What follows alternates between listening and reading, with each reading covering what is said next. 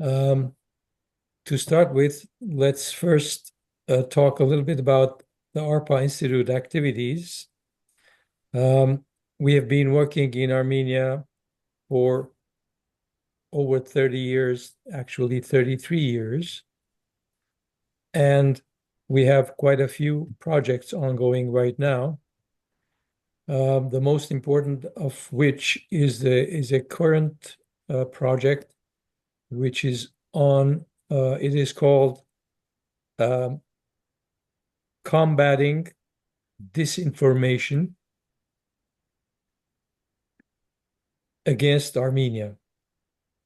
It is essentially a new developed algorithm by a team of young scientists, and it is meant to gather information from all around the world through the media, through videos, through speeches, to whatever is um, on the internet, and it will essentially develop a certain warning, a type of warning that there could be a danger and that needs to be addressed. And then, of course, there will be special people. We are working also with the government of Armenia. They will monitor the warnings, evaluate it with their team, and immediately respond. And we have already started, and we have an advisory group that is following it.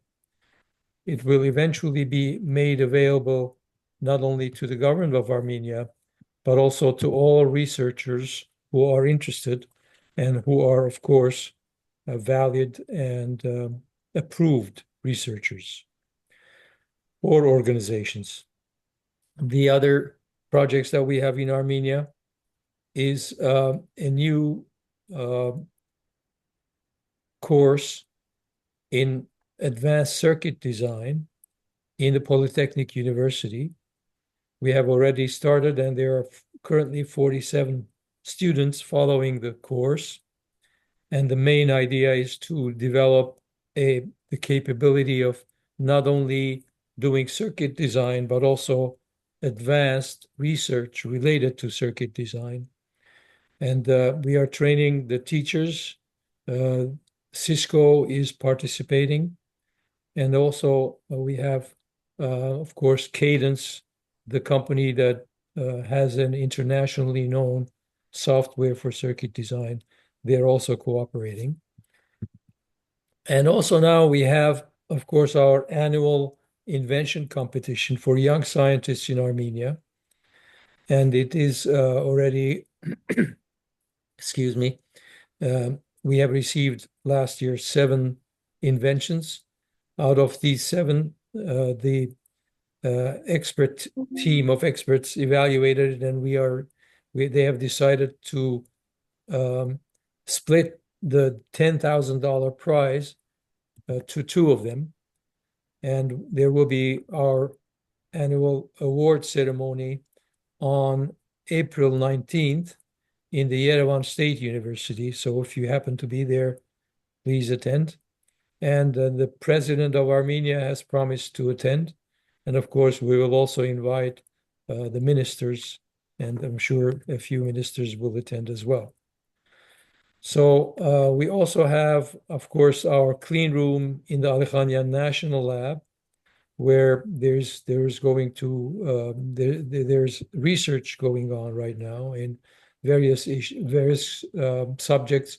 Especially one of them, which is important, is solar cells, silicon solar cells, a new approach to raise the efficiency of the solar cells almost 5 times. So it is very encouraging.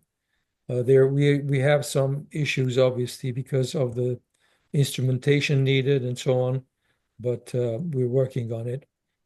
And then also we have our educational program, which is is called a STEMR program, STEM education, in 19 schools in various regions of Armenia.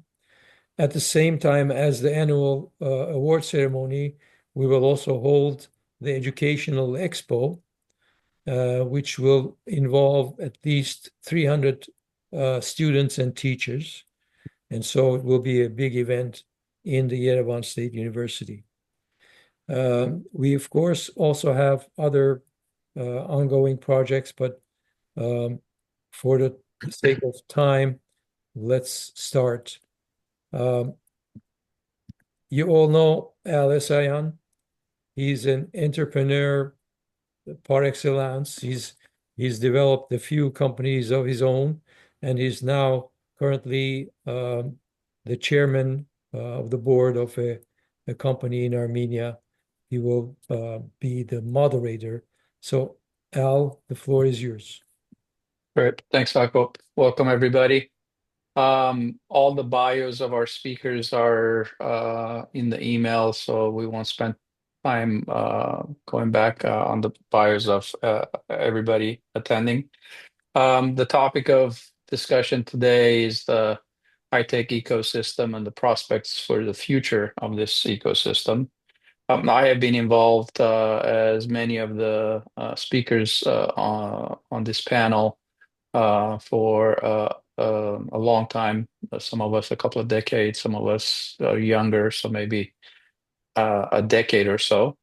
And as we look at the future of Armenia and how high tech, and I would then venture out and say AI will have a major impact on the future of the country.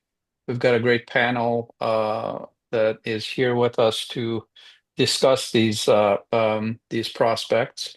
The way that we'll run today is each panelist will have 5 minutes to present their own view of what's going on in the country and how they see things evolving.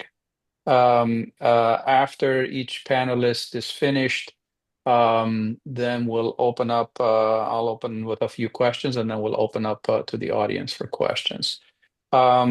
With that, I want to start with Yervant Zorian, will give us an industry perspective, but also from a standpoint of what he sees at the ground level with regards to AI and both a usage of AI inside of companies, but also the application of AI outside of it. After Yervant, we'll go to Emma. Emma with BAJ will provide her perspective with regards to investments and ecosystem building with regards to high tech. After Emma, we'll go to Ashot, who is a key venture capitalist and has been for the past, I think, a decade, involved in almost every company that's coming out of Armenia.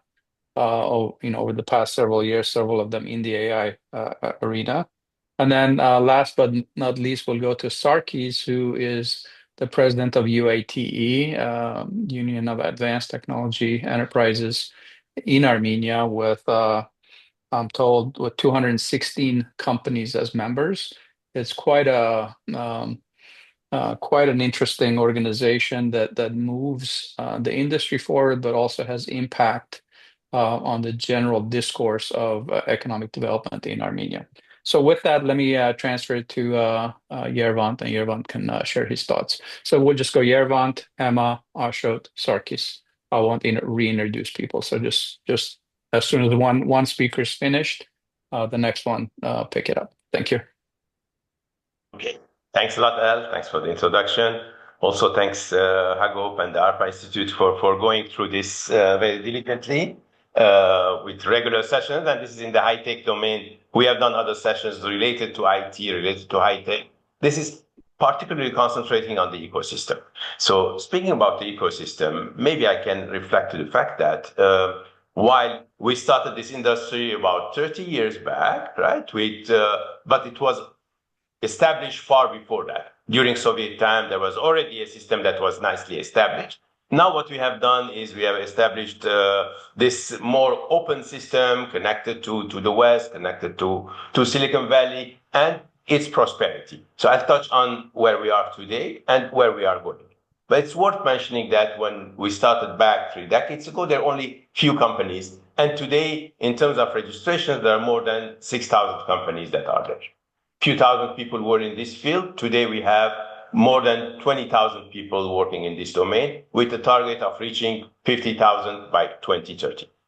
So there is a lot that has built into this population, if you want, the high-tech population of Armenia, and around it, the entire ecosystem. And I'm sure each one of you are part of that ecosystem on this panel. Emma, Ashot, they'll talk about that aspect as well from their angles, as well, of course, Sargis as well.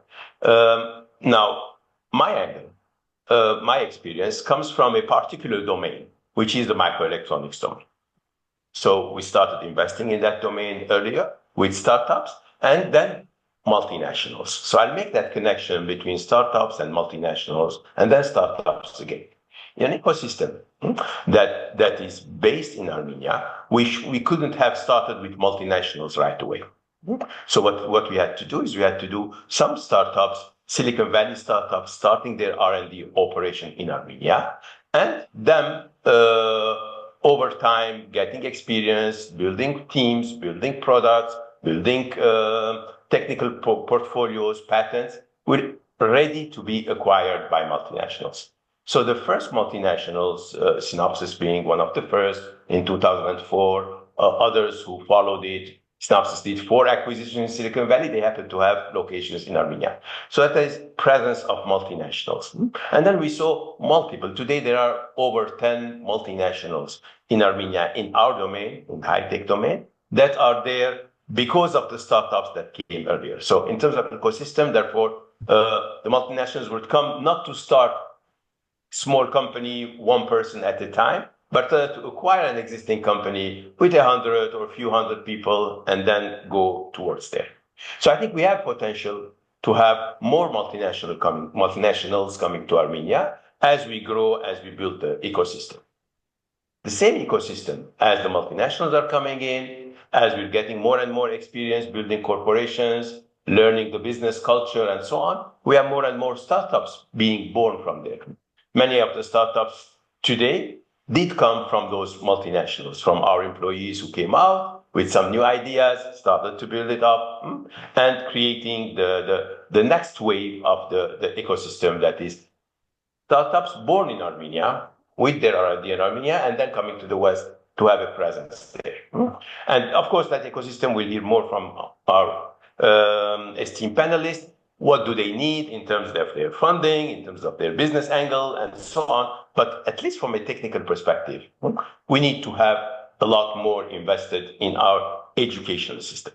Now, the reason is that today, one of the issues that we have, and it's not new, we have started to see it more than a decade ago, we have limitations of talents, limitations especially in quantity. In quality, it depends on which topic you want to work on. But in quantity, we have certain limitation, and we need to build the educational system, the research system, in order to create the necessary pipeline of talents. In our case, with Synopsys, we started back 20 years ago to partner with universities. First with Polytechnic, then with another one. Then today we have 5 partner universities through which we prepare our pipeline of talents.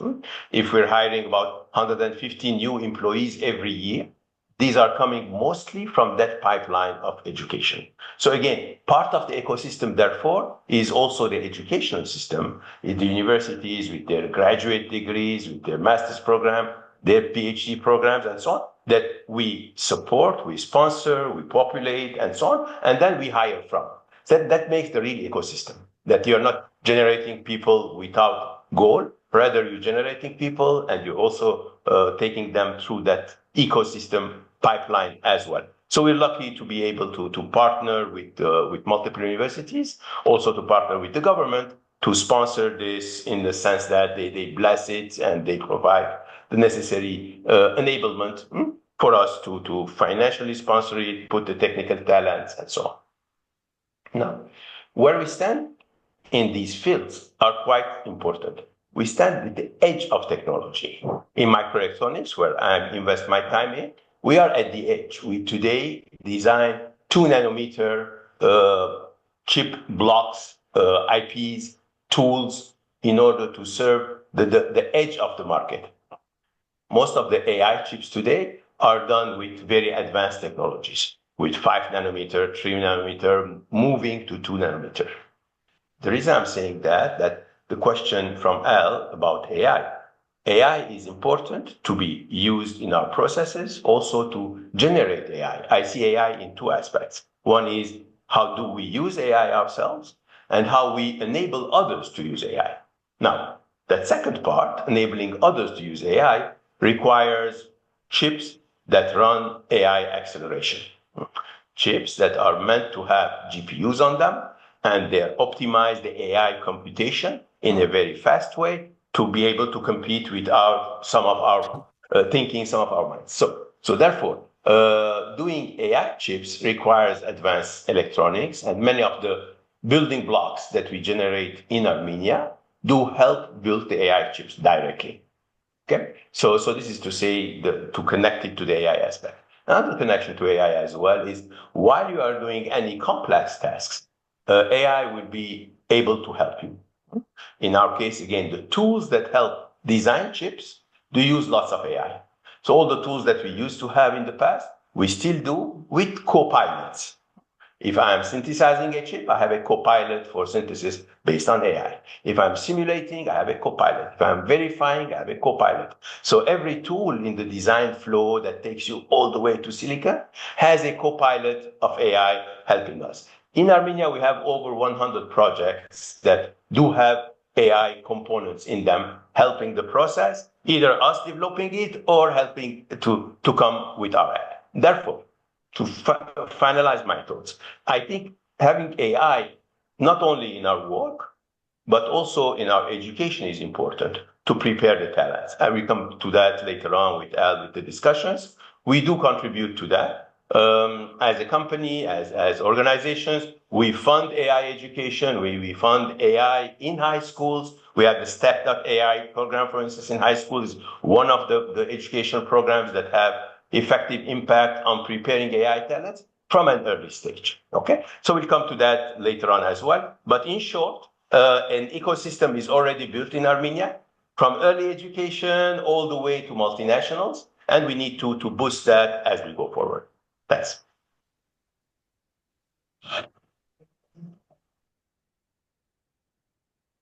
Thank you, Yervant. Emma, please go ahead. Wonderful. Share your thoughts. Thank you so much.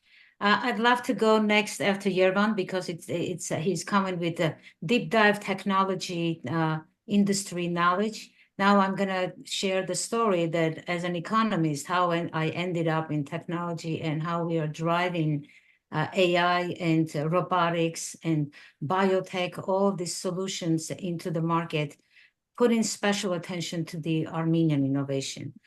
So a little bit, I'd like to start with this. So then people on this call, and also when you talk to others, it doesn't matter in which technology, in which industry you come into to this digital economy, it is important that you can also find your role in this AI, in the technology, in biotech.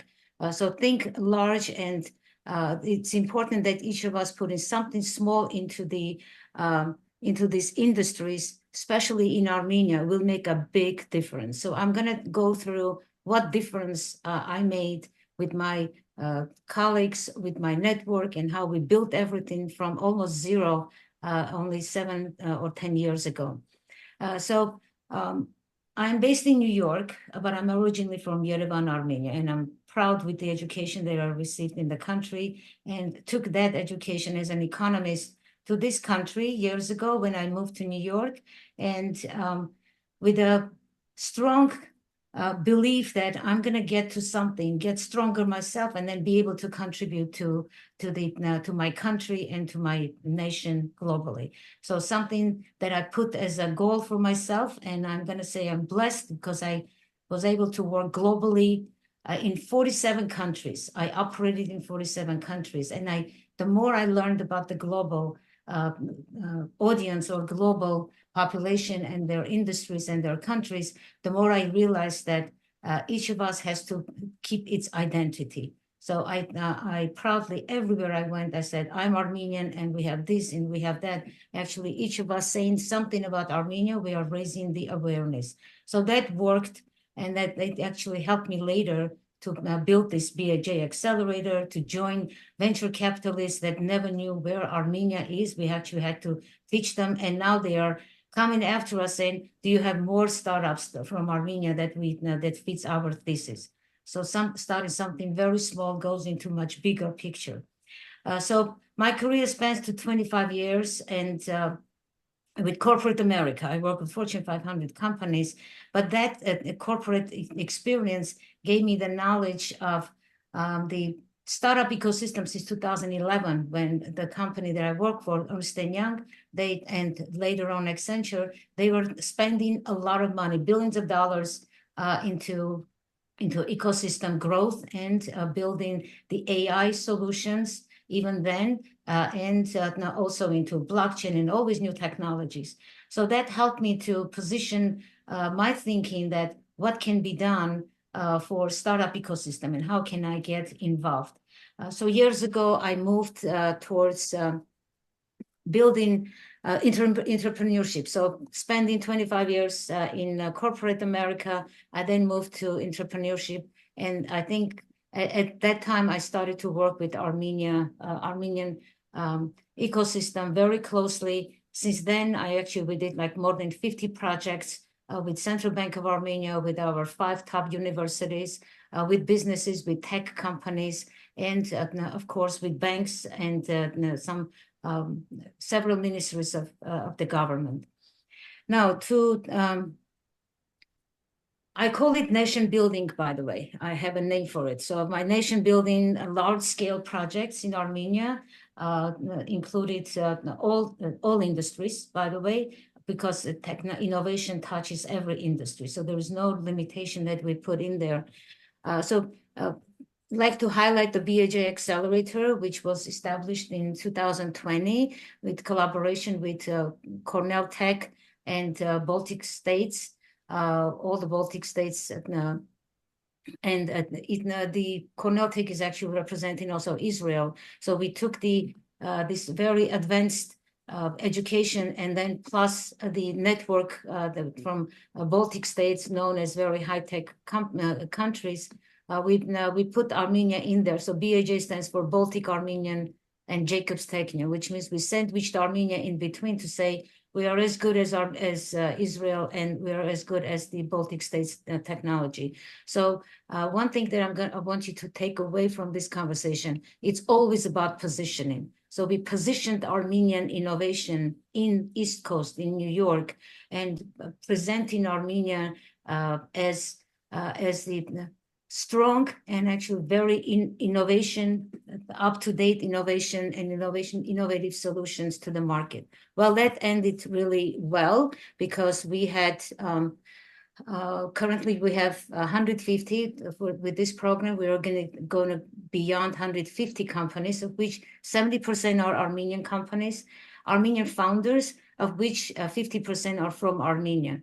And the portfolio that we built, as a matter of fact, raised $102 million as of last year, December. We don't have the numbers for this year to add yet, but in a 4-year period, we did $102 million, of which 70% went into Armenian startups that were operating in Armenia and globally. But I'd like to highlight that the companies that we have, as a matter of fact, 75% are AI-based solutions. So AI, even since 2020, went into a really strong presence for Armenian startups. And Some of them I'd like to highlight because I don't know if you know about them, but I'm going to start with fintech companies, Cognize. You and I know that company very well, and my colleagues, Yervant and Armen, are also on the call. So Text and Pay Me, which is up and coming, really strong company in fintech. In security, it's Skyla. In AI, we also have Feedback Intelligence, known as a strong company that actually changed the profile, pivoted to a more specific area of the intelligence using AI solutions. Health tech AI, I'm going to mention Thermiscan, 10x Immersive, De Novo Sciences, Kyotech. In entertainment, we have Drumstar, which is a musical instrument using all AI technology, which is amazing. And in e-commerce, we have U2 Online and Zegasha. So those are the BAJ graduates that they came in as strong, they left as strong, and are continuing to be as strong in the market.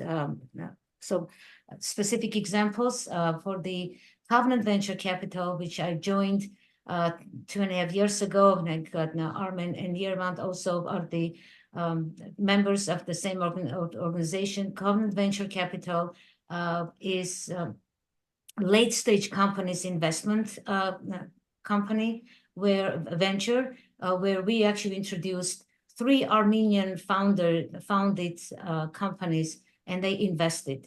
That's Gecko Robotics.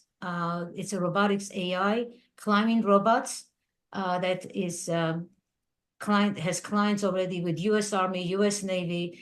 Currently, it's $500 million valuation. I think in a couple of weeks, you will hear that they are going to Series D, will be announced with more than $1.5 billion valuation. And proudly quoting Jack Lusararian as the CEO and founder and co-founder. Track that company. The other one is we partnered with Pixar to do the secondary shares pre-IPO and bringing them to the knowledge of this venture area, our network, and worked really well, collaborated with Pixar. And right now we are finalizing that secondary shares raise with Covenant Venture. The Super Annotate, which has recently participated in their round, again, introduced to Covenant Venture as an AI company. So I think the message that I have here is it's not only to do education for startups, we have to take them to the market, to venture capital network. Because our companies are going from seed round to Series A, Series B, now I also quoted Series D rounds. The key part of our operations is now to expand Armenian, not only startups, but also build the venture capital or venture capital environment ecosystem in Armenia. For that, we partnered with BDO Armenia and with Central Bank of Armenia. It's actually 3 years coming projects. We finally are announcing it in April. It's going to be in Dilijan, 2 sessions, and 1 in Yerevan. I would love to have you to participate, and it gives businesses to look into creating venture capital in their corporations. So in Armenia, officially, we don't have CVCs, corporate venture capitals, the way that we understand or we know in elsewhere in Europe or in America.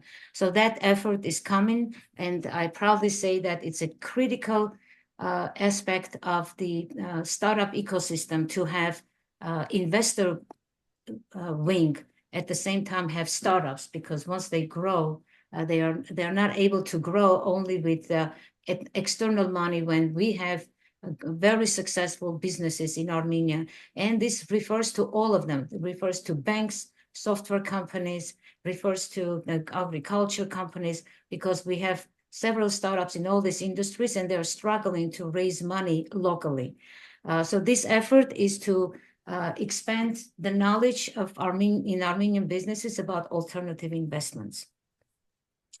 Imogen, if you don't mind, save some of the stuff for question. Like I think we're running kind of short. No problem.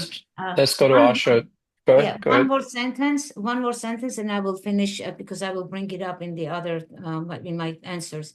So technology goes beyond just a startup or a company. This AI will need to join into culture, into all of the industries, and be part of our lifestyle. So those answers I will give. And Digital Jurfa is the other major project that we are doing, which combines on a meta platform. It's the first one, as a matter of fact, in the 3D and Web3 area to offer Armenian businesses in all spectrums. So with that, I'll pass it on to next. Thank you. Thank you. Ashot, go ahead. Yeah, thank you. Thank you for this opportunity and interesting conversation. I think what I can do now is kind of a bit of zoom out from Armenian context, and then zoom in to what we have. So if we look at the technology and how things evolved, let's say during Cold War, there was a major focus on security, geopolitical security competition, and major investments in science, development, deep tech, and particularly hardware development. That's how Silicon Valley evolved, basically, and companies like Synopsys evolved. But what happened later, and during that time, Armenia being part of Soviet Union, and as we like to call it, Silicon Valley of Soviet Union, enjoyed very massive talent development. So we had real massive engineering talent in Armenia. What happened after collapse of Soviet Union? On the major landscape, it was significantly relaxed unipolar moment when the general focus on hardware and difficult things, real hard things, went away, and the software got it right. So software is easy, right? So you can think of it, it's much less capital intensive. You can fix your bugs much easier. So this evolved in a way, and very interesting wave of entrepreneurship that we all observed recently happened throughout that time. And if we zoom into Armenia, what was happening, all this talent that was developed during Soviet days was part of it was a brain drain, but the part that remained, thanks to people like Yervant and others, was actually evolved into startups that are pretty deep, by the way, including world class, that could eventually be acquired, and what Yervant said, what happened in Armenia. But that was also because both in United States and Soviet Union, we had very solid, deep investment in science. So science was producer of talent and driver of technology work. Then over time, as software world was evolving globally, in Armenia, we could continue these, let's say, harvesting of the results we had during Soviet times and initial post-Soviet period. So we were harvesting that and exploiting that to a major extent. And that was helping us shaping the technology scene that we have today. And it's pretty advanced and very rapidly developing. I remember the first day we were starting SmartGate VC, and what we have now is completely different worlds. Like back then, if you wanted someone who had some Silicon Valley experience, you really probably someone was coming, we were inviting them to Hero House to give a talk and speak or whatever. Right now, there are so many companies that they have their own experience and they can share and they can help others. So it's brewing, it's evolving, the buzz is there, it's great. But I think we have fundamental problems now that we need to address in order to secure our future. So where the world is going from now on is and especially after this AI moment, which was back then when we were starting, AI was the future. So we were pitching things about this day, and then this day came. So now it's today. So what's coming next is going to be shaped with a couple of important global dynamics. So first, geopolitical competition is coming back. So deep tech is again going to be back, very demanded. And science is going to be again very much demanded. So the future that we are going into is something where AI is going to meet physical world, where AI is going to meet life sciences, where AI is going to incorporate, connect to our brains, where our brains will be connected to the cloud. All this kind of sci-fi things are already being developed right now. And next big things are going to happen there. And the next wars are not going to be the war we had in 2020. It's going to be very different wars. It's going to be very different technologies. So everything is evolving and everything is going to be enormously deep.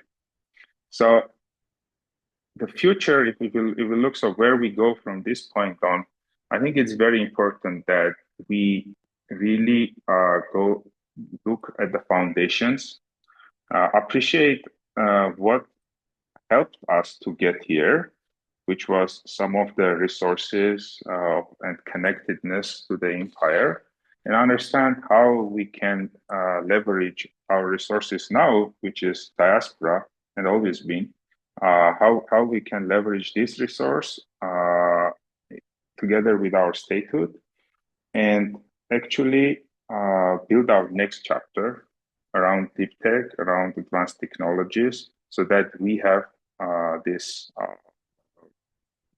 next wave of entrepreneurship coming to Armenia. So this is kind of a high-level overview, but then happy to dive into details because that's what matters. Thank you, Ashot. Great synthesis of the last era and then where we're at right now at the cutting edge. Let's go to Sargis, president of UATE, representing 216 companies. So Sargis, please take the. Thank you. I'll just a small correction. I'm not the president. I am the CEO, because we also have a president that is elected. I'm appointed by the board, just to fix the confusion.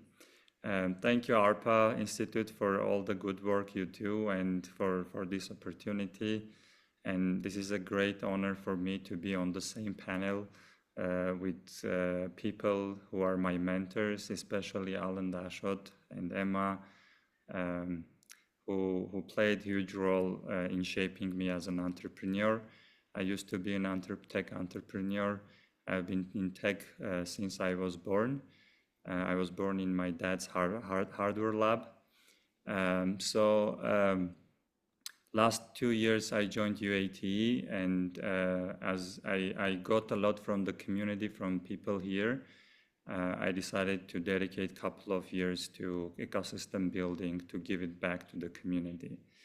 And I don't know, it's good or bad, but it seems the tough situation is teaching our entrepreneurs to be more united, to get together, and we were able to unite 200 companies together, so to double the association. For those who are not familiar with UATE, Union of Advanced Technology Enterprises, is a tech business association, already 25 years old. Some of you may remember Karen Vartanyan, who played a huge role in in establishing this institution. Now we are trying to grow it into the next level. And what we are doing, so what the organization has been doing last 25 years is to identify major problems, which is not fixable for an individual company, to unite companies together and with joint efforts to tackle those problems. I would like to talk more about the role of the government, since Ashot mentioned the importance of science for the next wave. And also I happened to be in the audience a few years ago when SmartGate organized the science conference, where Al and Yervant were in the panel. And Yervant mentioned that investments are private sector is investing in short term, like short to mid term, like 5, 10, 15 years return on investment projects, and government should be investing in 15, 20, 40 year of investment. So what Ashot mentioned, like 20 year, sort of science is like 30, 40 year return on investment. And I think we should unite all the forces with diaspora to be able to convince the government to focus more on investing in the science. Because I see the main problem of the ecosystem is that we are not united. I don't see a proper systematic approach, coordinated approach between different organizations and between government and diaspora and so on. So that's the main problem I would emphasize that we need to solve together. But if we go deep into the technology and education, UAT has been investing with the government and diaspora heavily on STEM education in the Armenian schools. ARMAT project, maybe you've heard of it. We have 650 labs across Armenia. Basically, 130 kids have access to STEM education thanks to that. Before AI came in last few years, the idea was let's create a lot of software developers, and we'll build software, sell the software, and buy the rest for our country. The war came in to change this thesis. By the way, I'm from Artsakh, and one of the not lucky cases that left Artsakh to get education in Yervant and stayed in Yervant, never went back. So this came to change this thesis. So we need to invest in things that are strategically important to keep our sovereignty, because we realize that even though we have money, we are not able to buy certain things. Those are not available for us to buy. So with that sense, what we are trying to do with ARMATs is that creating next generation kids that are able to identify problems, their own problems in their own communities. Because if you go to Sunik, you will see different problems, rather you go to Lori, for example.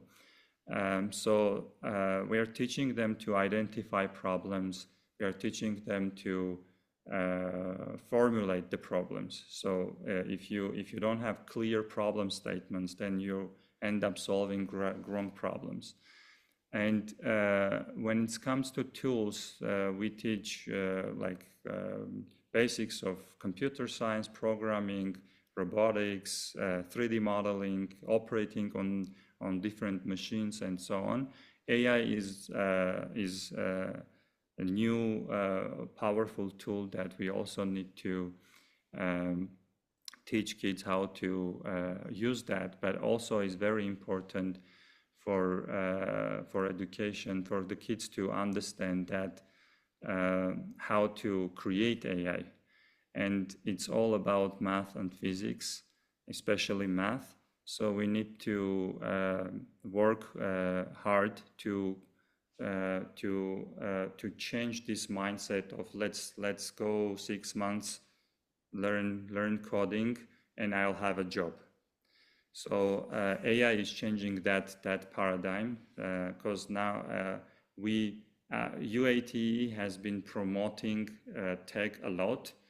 So now we have last 20 years before new government, the government was not that much involved.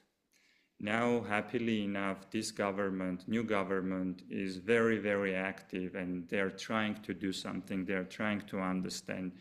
We need to help them to better understand what to do.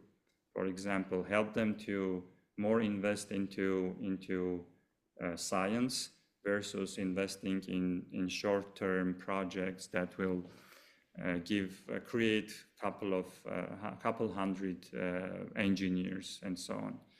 And what we see, a lot of companies are cutting the roles in like junior and mid-level roles, which is efficient today.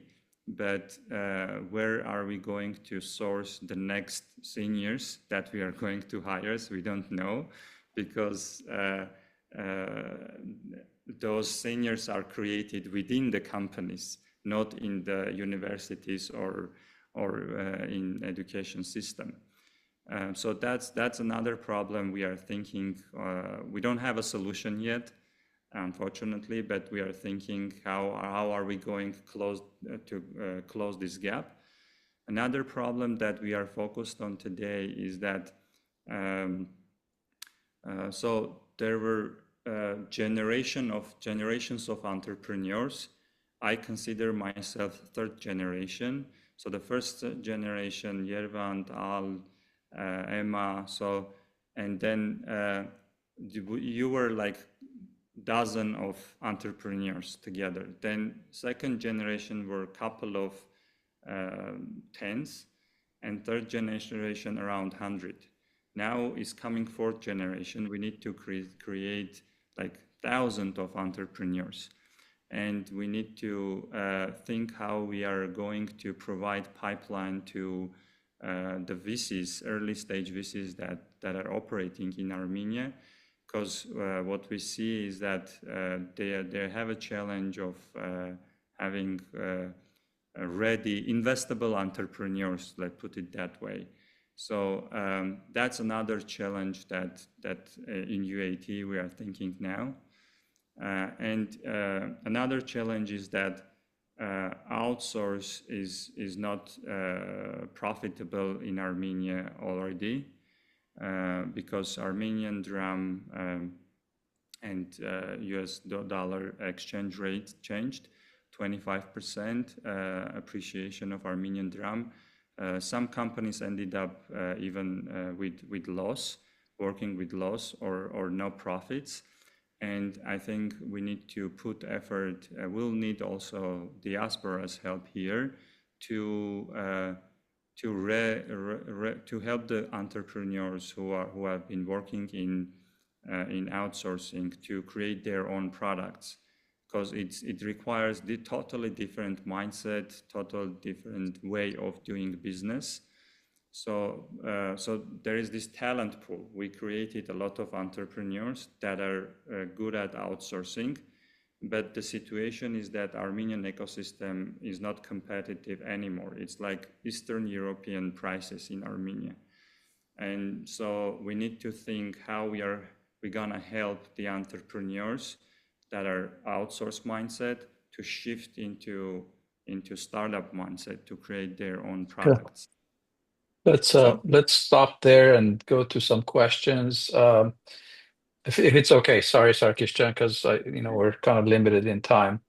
But great synopsis of what's happening in the ecosystem, which actually leads me to the first question I was going to ask, which is and I'd love anybody that wants to respond to this question to go ahead and do, which is what is the potential impact of AI on jobs, overall jobs, not just tech jobs, but overall jobs. I mean, we're seeing, I think a week ago, I don't know if it was OpenAI, I think it was OpenAI that said that 1% of all jobs now, we're talking all jobs globally, right? So if the world is like let's say $120 trillion of economic output, if 1% is completely now possible to do with AI, that is a major impact, right? And societies that actually adopt technologies faster tend to kind of grow faster. So what are the prospects of what is the impact, the initial impact? Obviously, what Sargis just said, we are actually experiencing the impact of AI now, because a lot of those, let's say, junior level jobs and whatever, they're just done by AI. And coding has completely changed, where now most advanced software engineers are editors, right? Rather than like going and line by line coding everything, they're advanced editors. So it's really what Yervant talked about, which is like you're doing the same things, but now you're using a copilot, AI copilot, that allows you to accelerate. So those acceleration means automation, right? We're automating, of the 20,000 jobs. I don't know, Sargis might have an idea, or Ashot might have an idea, what percentage are actually going to become editors, and what percentage are going to need to do something else, or get on the bandwagon of AI as the core group of 20,000 people, if you will, to then disseminate it across all society. Because it seems like AI is going to have an impact on all layers of society, especially education, right? I mean, what was not possible, 2 years ago now might be possible if we can leverage and harness. So let me open it up to responses from anybody that wants to talk about it. Okay. Yeah, Yervant, I can go address it if you want to. Just a few words about it.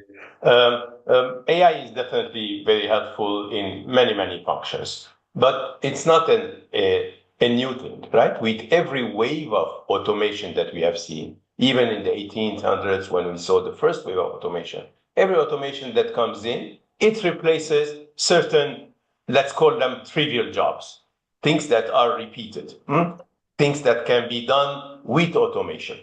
Now, this wave of AI is, of course, more intelligent. It is replacing certain intelligent jobs as well, but still the basic things. Whatever is repetitive can be replaced eventually by AI. If I can find in a database that this has been done before in a repeated way, AI is very good in finding those previous experiences and giving you good results on that. If we're able to automate the computation in the at some time ago with our calculators, with our computation machines and so on, today we can automate editing. We can automate text generation. We can replace our assistants. Our assistant, Copilot, it's the AI now. And there'll be many such tasks that will be replaced in every function. Therefore, as before, we are moving towards the next level. I don't think we'll have less jobs in the world, but we'll have jobs that require more intelligence, more sophistication. Whatever is trivial, driving a car, if it's trivial, then it will be replaced by self-driving cars. You don't need to have drivers anymore at some point of time, right? It's not trivial to drive. A car, perhaps. I don't know. It's not trivial to drive in Yerevan, though. Those jobs are never going away. It will. Eventually it will. So one thing that caught my eye some time ago is lately, that is 35% optimization. For every job that we do, for every company that is involved with AI somehow, utilization of AI, it should help 35% improvement in efficiency. If I'm doing a job and AI will help me, I have to produce 35% more. That's why the valuation of companies that are based on AI are going up, because the assumption is that those companies will produce more because they're using AI. the individuals will produce more. So think of it that way. Not that we are losing jobs, but rather we're becoming more efficient. So we can do more things with our time. Great. Anybody else that wants to comment on this topic? Yes, I love this question, and thank you so much for bringing this up, Al, because it helps me to say something in all the panels, actually, related to AI. This question comes up, the job security, what's going to happen, people will lose jobs. But I think the government involvement, the organizations involvement, businesses involvement in this AI transformation that we are seeing, it's important to start with this sentence. AI is not just an automation tool. It's actually transforming. It's an economic transformation. And similar thing, and I love this classic example, the transition from horses to automobiles, when there was this fiasco in all the politicians, newspapers in late 1900s and 20th centuries, they were warning that millions of jobs would vanish, and what's going to happen to all these roads that they built for horses, and what's going to happen to all these horse riders. So there was this really big noise in about like 50, 60 years about job vanishing. But what happened is a massive explosion of new industries and jobs. So our thinking is startups are not just startups. Startups are bringing like new industries, new solutions that actually will create totally new jobs. So what happened? It doesn't eliminate work. It's actually transforming it and creating new. So I would want everybody to think about this as an opportunity. And the sooner our government, the sooner our businesses start looking at the innovation and startup ecosystem as an opportunity for them to grow as well and grow the economy altogether. And this is a global thing. I'm not making it as only Armenia, but the governments that will take this first, the businesses in those in those countries that will be the first ones to take these companies forward, this innovation, AI specifically, we will be one of the very fast growing countries. So it is an economic transformation. It's not just a tool. Thank you. Anybody else? Ashot, Sargis? Go ahead, Sargis. If I may, a few words, like to not scare the people who are listening. So if you are a driver today, I think you'll have your job. It's matter of adoption. So it's all about like if you are if you're thinking to start a new thing, then you should think about like you don't want to become a driver if you are learning today. But if you already have a job, it will take time to adopt, especially Al, you mentioned in Yerevan. So and it's about digitization. AI doesn't have legs and arms, and it's not going anytime soon to out there. Robotics is behind. So another next big thing will be new sensing ways, new ways of accumulation of energy, batteries, and so on. But it's longer. So AI is automating mostly digital jobs, and you are able to do that in the areas where you already have digitized, and now it's not fight of algorithms, it's fight of data. So algorithms are more or less came to the sophistication that we can apply, but the lack of data, so if you are not digitized in certain work and you don't have data, you can't utilize AI to automate, even though in the labs, it's possible, the algorithms are there, but you have to collect data to feed the AI to you to then use it. So it will take time. Got it. Ashot, you're at the cutting edge of sort of looking at investments in physical AI, AI's applications in physical universe, or at least you look at it a lot. I mean, read a recent statistic that by 2030 we're going to have like 100 million humanoid robots in factories and all sorts of different jobs like elder care, child care, whatever. That kind of coupled with this global downturn in birth rates, right? You know, where in some countries like South Korea, it's 0.7. You know, in Armenia is 1.6. In the US is 1.6, I think, as well. And so as the birth rates are dropping, there's less humans being created. You know, I don't think we've gotten to that, you know, peak yet, but we're looking at it. Like in the next 20, 30 years, we're going to get to the peak and then start, you know, the human population is going to drop. And there's this talk of you know, all these work that needs to be done in manufacturing, et cetera, that humanoid robots are going to be an area that is going to be a major area. Which kind of I want to, Huri Elesiana is asking, you know, any role and interest of technology in manufacturing.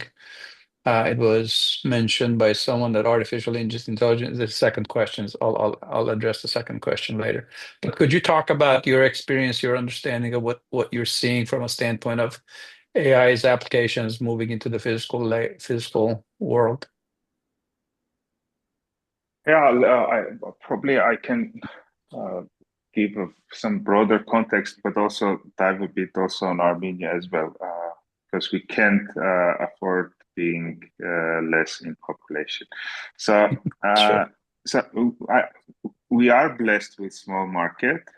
We like to say that because from day zero, whatever you start here, your focus is outside of Armenia. So how you sell outside, how you think global. So being small pushes you to think global, but there is limit to how small you can be, especially in this region. But in general, what we see, so look, it's very simple, right? So you can ask GPT to write an email for you, so you can edit, but you can't ask GPT to bring coffee to you. And there is this well-known meme, right? That someone saying, I hope that AI will be washing my dishes while I am doing an art, but now like AI is doing the art and I'm washing the dishes. So yeah, that's where we are now. But the fundamental bottleneck for AI is for these robotics basically, and having developed robotics. All the fundamental bottleneck was intelligence. So we didn't have the intelligence that could move the atoms, so basically move the physical world to do changes in physical world. And what happened now, yet in the world of software, but soon to come to physical world, is this intelligence. So intelligence can now we can have intelligent decisions in real world, and now just hardware needs to catch up. And as many here know, it's very difficult to combine software and hardware together. It's easy to be good in hardware. It's easy to be good in software. It's very difficult to be good in both. And this is very complex task. And right now it's evolving. And I think it will take just another few years until this is really becoming like we have something like GPT moment in physical world where it's completely shaped. But now, what's in it for Armenia? What's the implication for Armenia? So first of all, if you talk about talent pool, we are a small nation, right? So we're very small size. We need to be incorporated in the global value chain.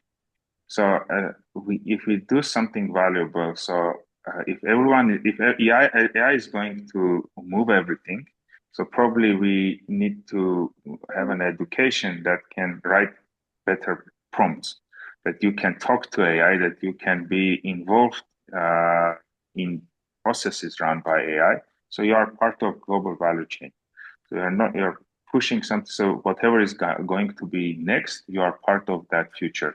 And the other thing that is not going to be automated and is going to be always needed, like Yervant said, is intelligent work. Like it's a thing that is very difficult to automate.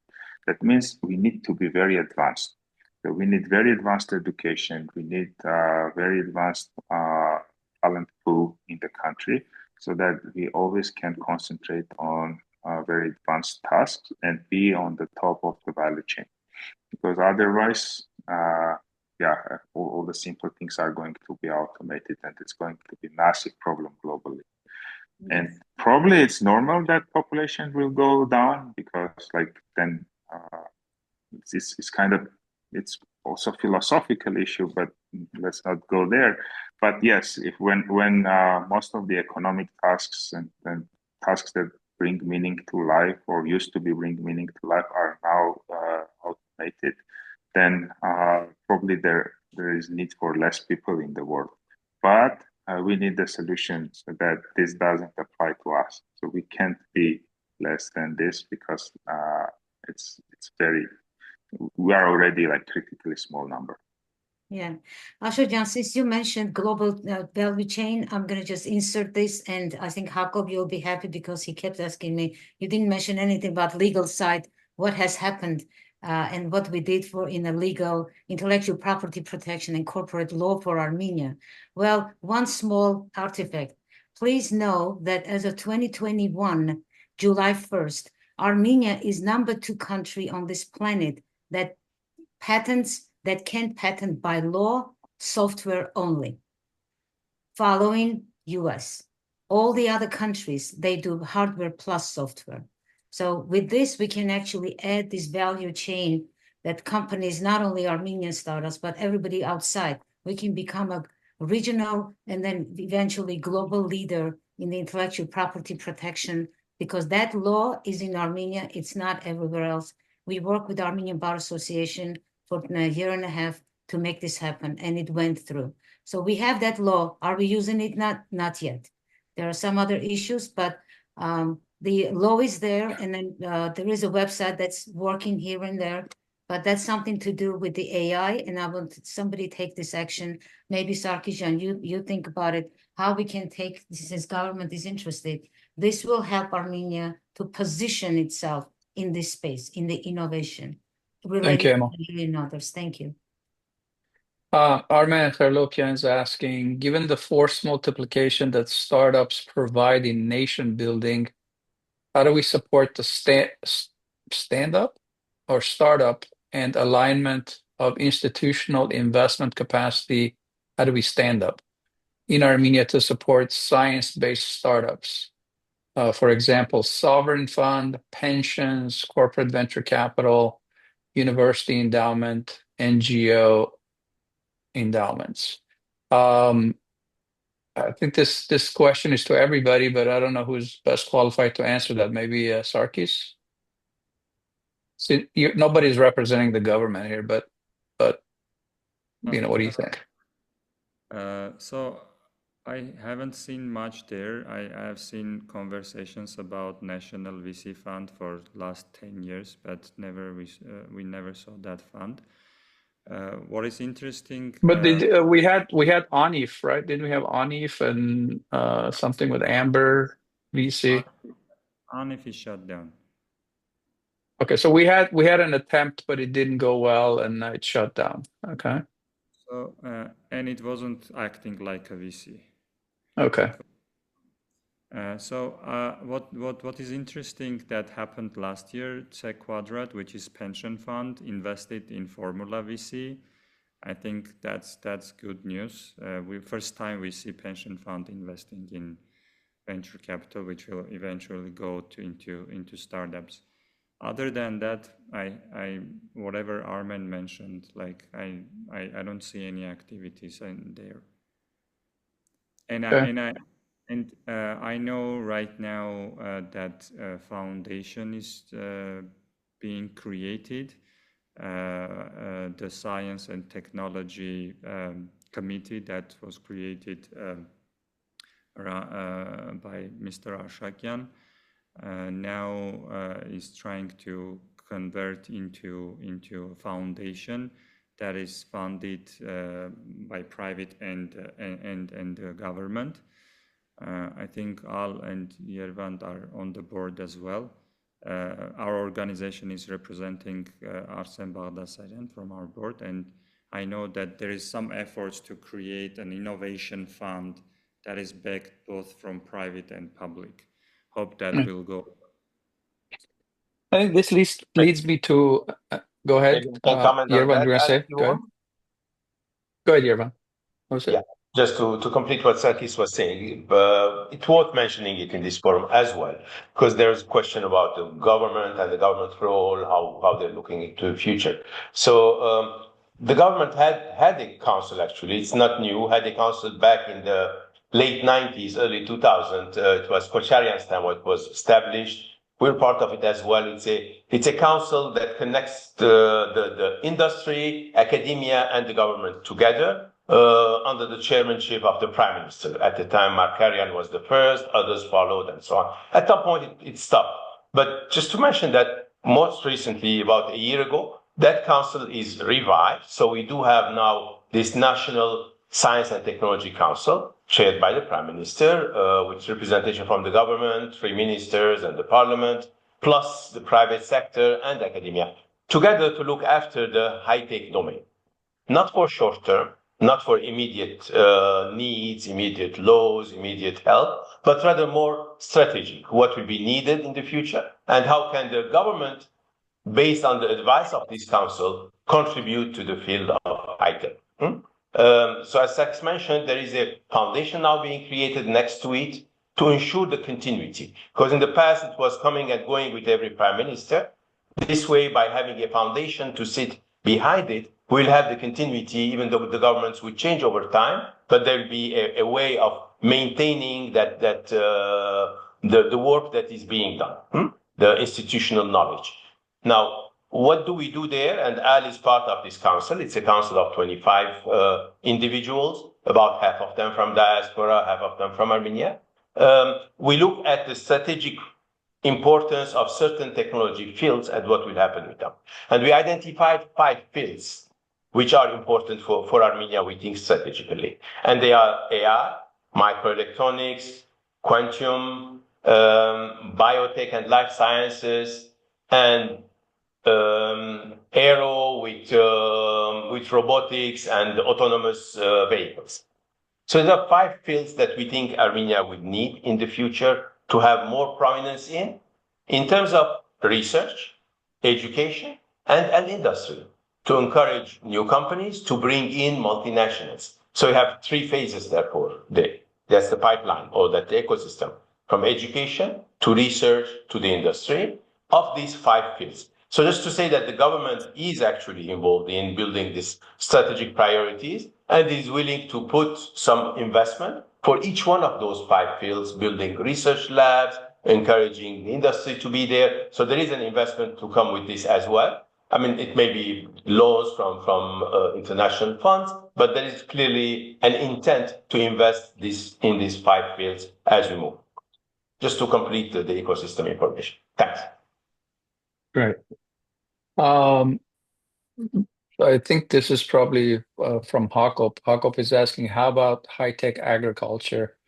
I think from my background with co-founding Intel and Air, we had many attempts at introducing modern technologies, even AI technologies in agriculture.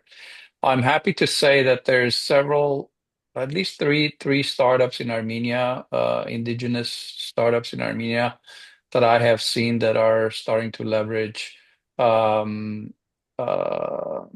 drones and image technology to advance agriculture. But my experience has been in most countries with small acre farming, which basically Armenia is.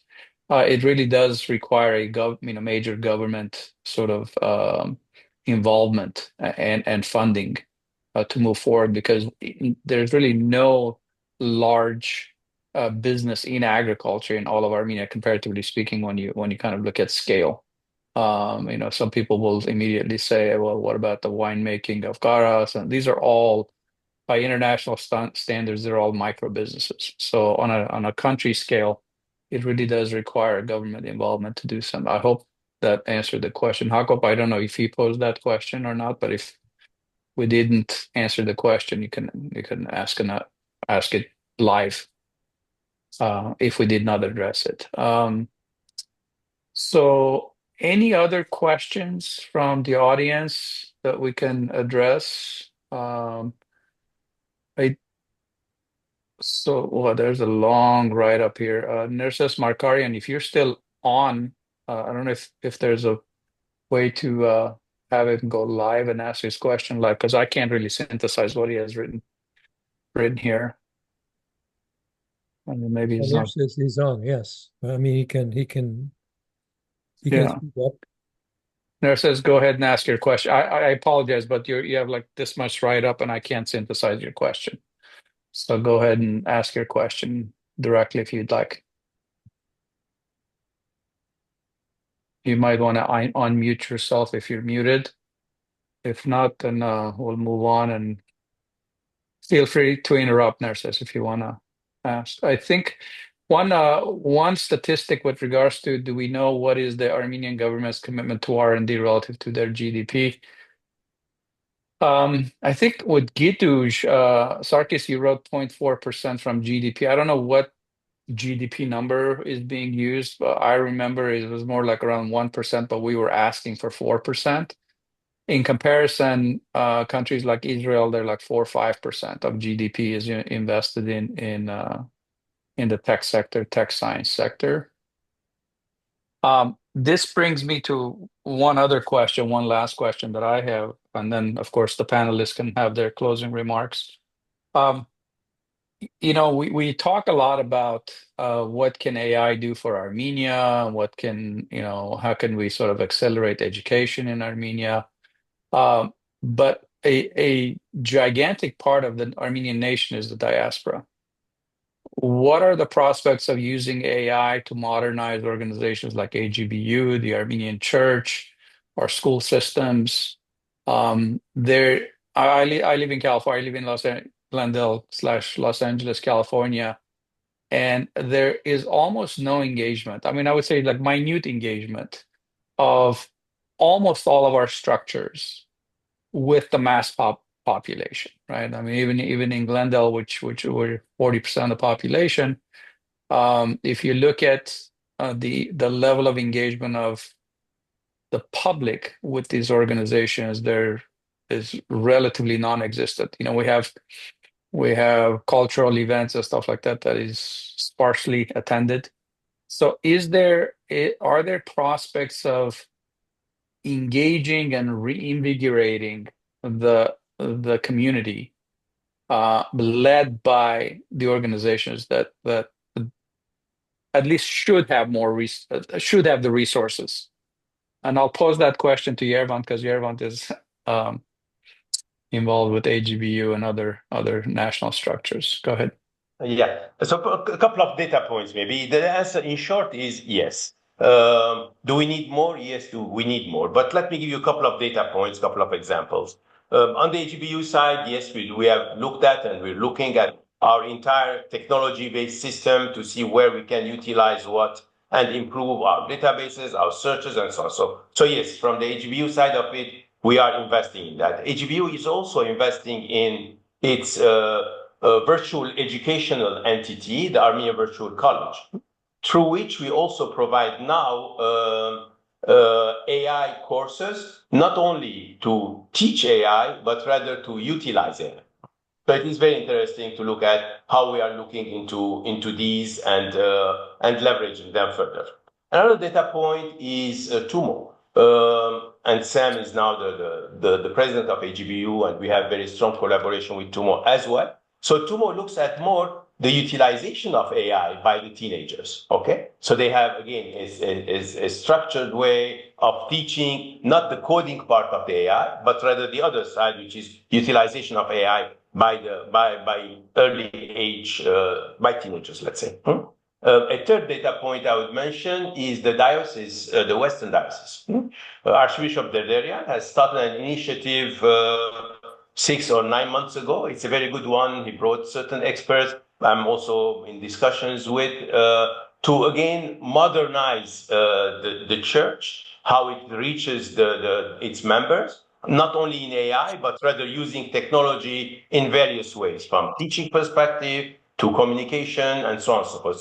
So it is modernizing the church, and it's not only the church, the diocese at large, and how it reaches its people. It's a very interesting initiative, maybe worth talking about it at some point as well. And finally, a project that we started some time ago and now it's reaching its fruition, which is HiConnect. HiConnect is something that we established a few years back, a couple of co-founders together, and we have, with the intent of creating a forum, a pan-Armenian forum, technology-based for communication, for doing projects, for holding meetings, for having discussions, and so on. So it is a very nice way of reaching each other and communicating with each other globally among diaspora and Armenians. So it is for all of us to take advantage of. And now we are in a pilot stage with a good number of individuals who are trying it. And I invite you, if all of you are interested, let us know. We'll be able to invite you to be part of HiConnect. But soon we'll have the public launching to make it totally available to everyone around the globe. And it's meant not to do business, but rather to support each other as Armenians, to create Armenian projects, to create Armenia-based projects, to have Armenia-oriented or Armenian-oriented discussions. Perhaps, Hago, one of these days we can have a discussion on that here on ARPA Institute Forum as well. So that's coming to fruition. So there's a couple of data points I just wanted to bring up. Thanks. Great. All right. All right. If there's no questions from the audience, let's just take 2 minutes each and do a kind of a wrap up this session. We've been at it for about an hour and 20 minutes, and I think Jakob will usually go an hour and a half, right? If I'm not mistaken. Okay. All right. Why don't we start in reverse order? 2 minutes each. Sargis, you go first.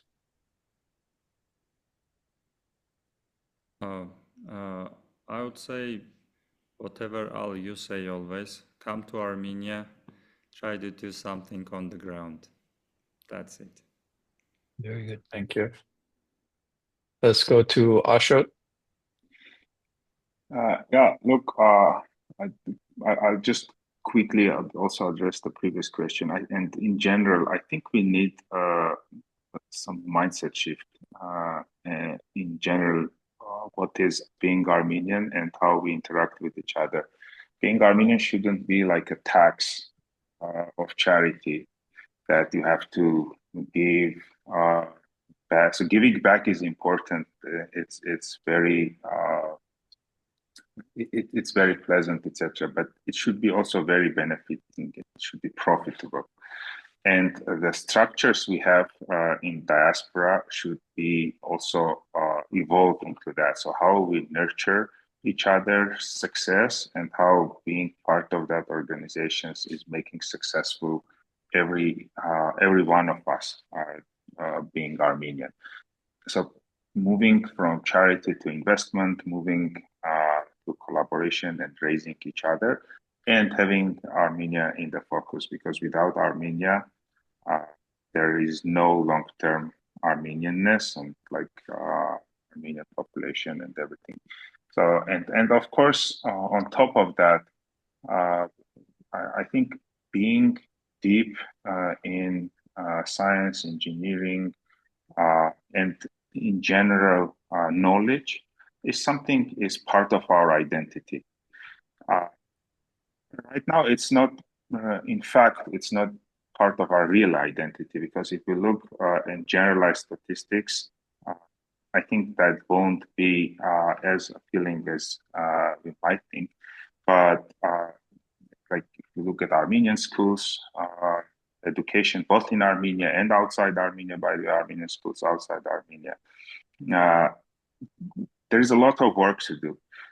because when we say it's part of our identity, then it should be also part of our everyday work, so that every other nation group, they say, okay, I want to pay to come to Armenian school because that's the best school, that's the best knowledge is coming from there. And not that we go to Armenian school because we want to keep our Armenian identity, but let's say everything else may be questioned. I'm not talking about all the schools, of course. There are always good exceptions, but we have to acknowledge these problems. So we need to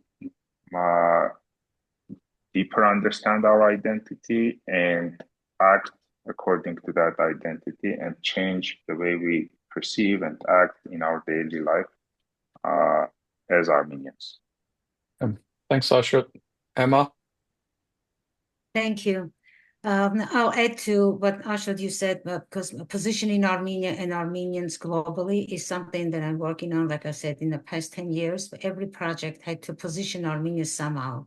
Positioning means each of us can contribute with something, with our time, with our knowledge, or without money, or all of the above. The building on strengths is very important. So concentrating on weaknesses is not going to take us anywhere. So where are we strong? We are an innovative, creative, and a builder nation. So let's consolidate all that together. We also have very strong business network globally in almost every country. We are not just living in those countries. We, as a nation, we build and create. So one thing that I realized, and this movement started 3 years ago, some of you already know, it was born in 2022 during the Orion Summit at Matenadaran, the perfect place to do that. It's called digitaljulfa.com, Digital Julfa Network, which connects all of the businesses globally, the best ones. We will start with the high quality ones, to create that presence, position, that influence we had in the world for 300 years. So that's a strong package. And some of these families still exist, Julfa families. So Digital Julfa means old Julfa, then new Julfa, and then Digital Julfa 21st century. So we have it. That treasure is here today. When we say we are not united, this is another way of taking technology to connect businesses. And the purpose is, when you go to the website, there's the first sentence: build wealth and advocacy. I think we use technology, everything, AI, all of this, just AI is going to accelerate, and it's going to bring people to know each other differently, find jobs, and see church masses everywhere from whatever location we have. So we can connect all this via technology, but building wealth as a nation, we have to do it today, and we can, because we have it. We just need to put it in one place. So please Thank you, Emma. Get engaged. Thank you, Emma. Thank you. Great. Yervant? Yes, I like what has already been said. I can add 2 more quick points. Individually, my message would be just embrace what technology is bringing, adopt, and learn from it. Each one of us have to be learning. Technology is something that's moving. It's a moving target. AI today, tomorrow we have more. Yesterday we had others. But we need to continue learning and continue embracing. Otherwise, we stay behind. The longer it takes us to adopt, the more we stay behind. So we have to be ahead. We have to be the pioneers as individuals and collectively. Now, my second point is the collective aspect of it. Collectively, we need to support each other. We need to help each other. And this technology domain is, for me, the best example of diaspora-Armenia collaboration. For 30 years now, we created a very nice collaboration individually first, then companies, then next. Now we have a lot more recently between the government and diaspora through the Armenia Virtual Bridge, for instance, as one example, while the Ministry of High Tech and the HBU Silicon Valley created a bridge to help the companies from Armenia to be better educated, trained, and accelerated. Now, therefore, as groups, we need to collaborate. We need to create more collaboration with each other and to move forward with it. So educate, embrace, and collaborate. And I think we can go forward. Thanks. Great. Thank you, Yervant. Well, great. Thanks everybody for taking time and sharing your thoughts. I think it was very, very illuminating and also energizing. Hope to see you guys all in the physical realm soon.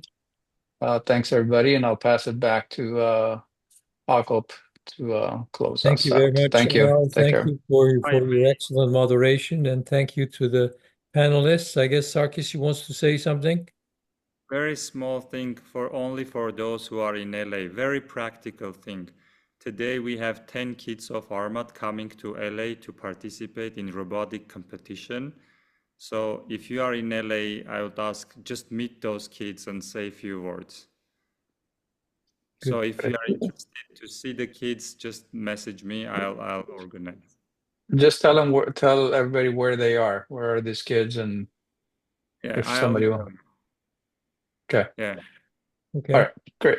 All right. Thank you. Our next panel discussion will be specifically on AI and its impact on Armenia, and also what opportunities does it bring, and the role of the diaspora in advancing AI.